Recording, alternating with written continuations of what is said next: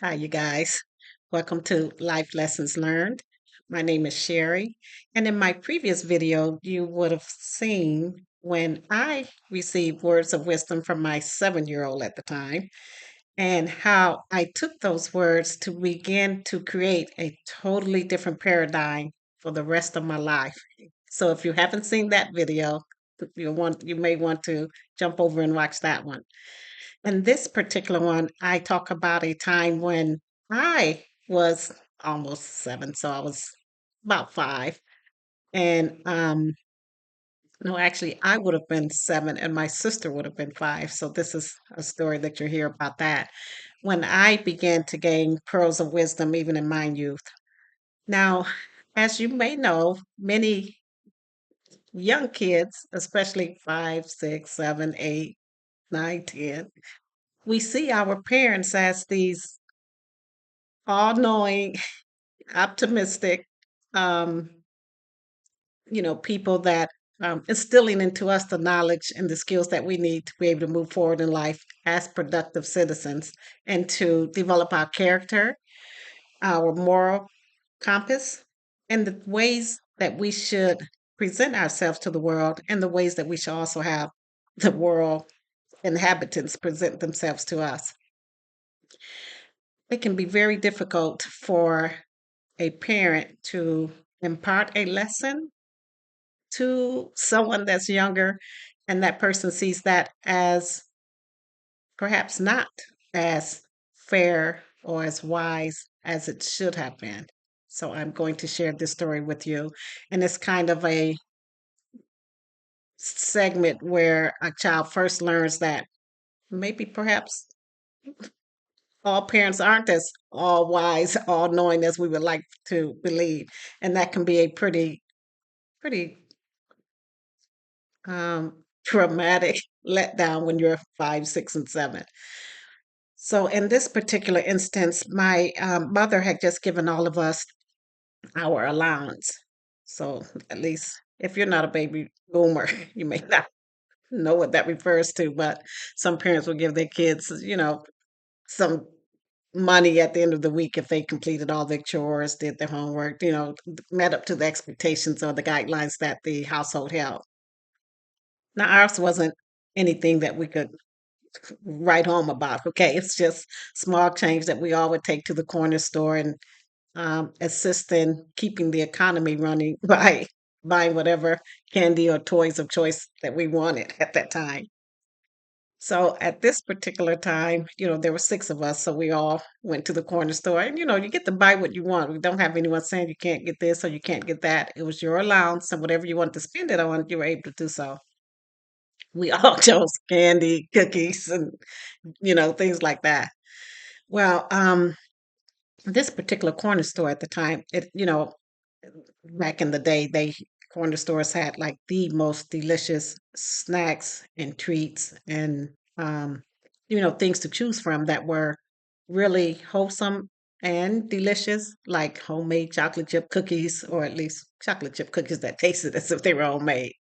Because of course they weren't. But just all the goodies that you would think, Snickers bars, Mr. Good bars, M&Ms, all the stuff kids run to the corner store to buy.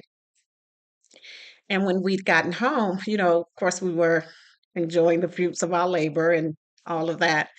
And my younger sister, who was 2 years younger than me, so I was 7 and she was 5. And she had, gone through her stash. So she had eaten all the candy, that she was able to buy at the time, which was fine. And I had some chocolate chip cookies, and even to this day, chocolate chip cookies are one of my favorites. But I do make them homemade, so there is that. Anyway, I do this on every video I start to digress, but I had bought some chocolate chip cookies, and at this corner store, you would get 3 cookies for 1 penny. So, and that's the way it was with the penny candy. You would get, you give the person a penny and you get 2 of whatever it is. So you can get 2 orange slices, or, you couldn't get 2 candy bars. But when it came to the smaller candies, you would get 2 or 3 for the 1 penny, which to me was a bargain. I was like, chocolate chip cookies it is. And so I had I was down to, I'm saying down to, it's not like I said we had a lot, maybe, you know, 50 or 60 cents to spend at the store. But I was down to my last two cookies, my favorite chocolate chip cookies. And my younger sister, that's because she didn't have anything left, came over to me and asked if she could buy one of my cookies, for a penny. So I was like, yeah, I guess, because I'm thinking in my mind, entrepreneurial spirit, if I get her a penny, then I can go back to the store and buy three more. Because remember, it's three for a penny. Ah, so you'll see probably why my mother chose to settle this the way she did. But anyway, so I said, yeah. So I had the two left. I ate mine, and she ate hers. And then when that was done, she wanted her penny back. I'm like, okay, she probably should go into politics. Shit. So I was like, well, I can't get my cookie back, so you don't get your penny back. I mean, that's how the cookie crumbles, right? So she put out a big fit and started crying and everything. And my mother comes out and asks us what's wrong. And my sister threw tears. Sherry took my penny and da da da. I was like, wait, no, hold up. I didn't take her penny. So I explained to my mom what had happened and that I sold her a cookie, which is what she had agreed to. She was the one that initiated this whole process, the art of the deal. And and so that's what had happened. And so my mother um, began to admonish me and said that family members should not sell anything to family members. So I guess if you own a business, your family just get everything free, uh, in that mentality. But she said if you wanted to, share something with the sibling, then you could do so, but don't, sell it. So she told me in order for her, my mom, to teach me a lesson, I would have to. She took the penny from me and she gave it back to my sister. Now, of course, anyone that feels like something, a sentence that has been brought down has been an unjust or unfair sentence is like, it's not fair. But this was, again, as a kid, I kind of always looked at things a little bit differently, and I tried to look at each perspective and see what would be the best outcome to do. And if you looked at any of my previous videos, you'll know that's the way my family members approached me as well. They were always, "What would Sherry do? What does Sherry think?" Because I was a big reader, a big person that believed in moral, you know, adjustments and things like that. But when she did that, it was almost like a light bulb had gone off in my head because I had always, excuse me, I am so sorry. Didn't mean to sneeze on video. I had always thought that we think that our parents have the courage of David, like David and Goliath, the patience of Job, because we have to deal with being a parent and all of that can entail. And my mother was a parent of six at this time. And you think they have the wisdom of Solomon, where judgments that are going to be made are going to be fair to both parties. Okay. But in this case, I thought to myself, my mother taught two lessons, well, taught two people lessons that day. Or, well, the lesson she taught me wasn't the lesson I learned wasn't the one she actually taught me, but we'll talk about that later. But my sister was then taught by my mother giving her the penny back. My sister learned that she can, go back on the deals that she made. She doesn't have to own up to her obligation. She's not responsible or accountable for her own actions. And so at 7, I thought to myself, what my mother should have done is taken the penny and kept it herself. That way, she would have taught me, that wasn't nice to take a penny knowing that I can get three, go back to the store and get three cookies. But, well, that was the deal. But she would have also taught my sister that you can't bargain with someone and then, consume whatever the product is and then ask and get your money back because that certainly is not something you would be able to do as an adult in the system. And the whole thing for me as a parent is teaching our kids to be independent, fair adults and to know how truly the world works and that you can't just cheat people out of, their livelihood either. So I was at 7, like it was a turmoil for me to try to conceptualize the lessons that my mother was trying to teach the both of us and the lessons she actually taught.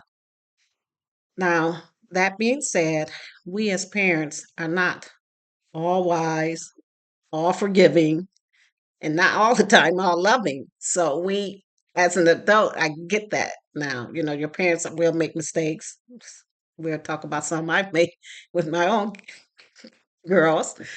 And we have to be able to understand that in this whole realm of experiencing things and making judgments and listening to events that have occurred and trying to make a snap decision with just a few moments, it's not as simple as it seems.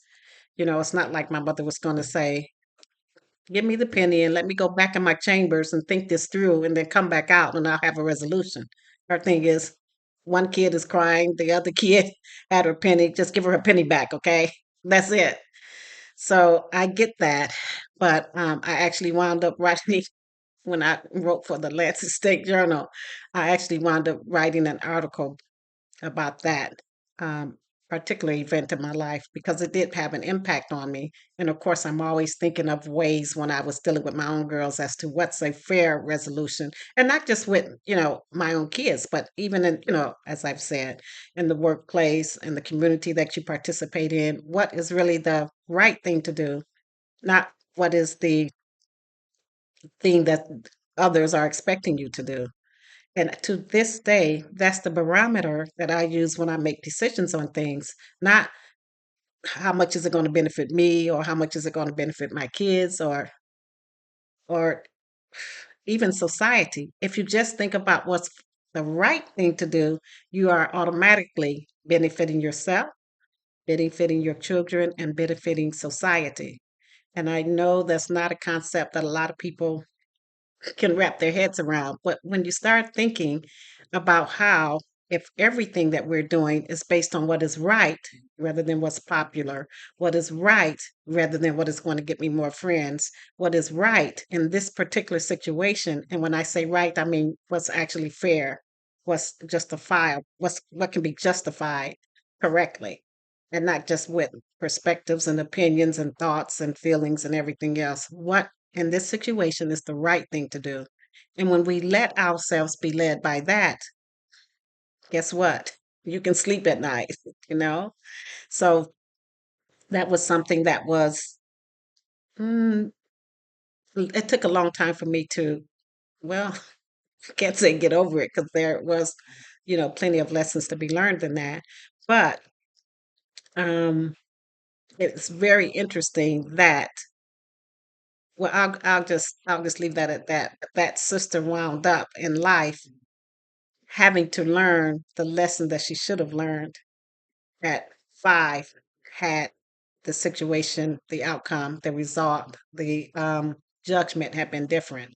Because, as I said, when you grow up thinking, you know, I can take stuff back and it doesn't have to be in the same condition it was when I got it and I can get my money back, and you start arguing with people and thinking that everything is supposed to work the way you want it to. It can be a hard lesson when you grow up in life and find out that not everyone is going to give you the same judgment that your mother did or your father did, or people who raised you and love you and think that they're protecting you did, because it just has to be in a way that's, like I said, would benefit not just you, but benefit the entire situation and be the kind of outcome that it should be. So, in order for me to have written that article in the newspaper, I would like to think, oh, I was over that, but evidently I wasn't. I mean, I can't say I wasn't over it. Like I said, the lesson was learned. And as all of you know, my whole thing is knowledge is in the knowing, but wisdom is in the doing. And the doing, of course, means the application of a lesson. And trust me, moving forward from 7 on, I really was able to begin to see things differently and have a different perspective and know that not all adults will be right. I mean, hello, we know that, and that's okay as long as we are internally doing the right thing and we're learning and growing and applying those lessons. So let me know what you think about that situation and how you think you would have liked to seen it resolved. What would you have done as a parent, or maybe share some things where a parent, one of your parents, made a decision that you thought was unfair, and whether as you got older you thought, well, maybe that was fair, or as you got older you still had that stance that they could have done something differently. And the important thing is you do those things differently as you find yourself in those situations. So this is life lessons learned. And most lessons for me are lifetime ones. So you'll be hearing quite a few times when, as I say, I'd rather get the pebble beside my head instead of a boulder or a whole mountain. But there are some times when those situations have to occur as well. So this is Sherry, Life Lessons Learned. Please share, like, and comment. And of course, subscribe. Thank you.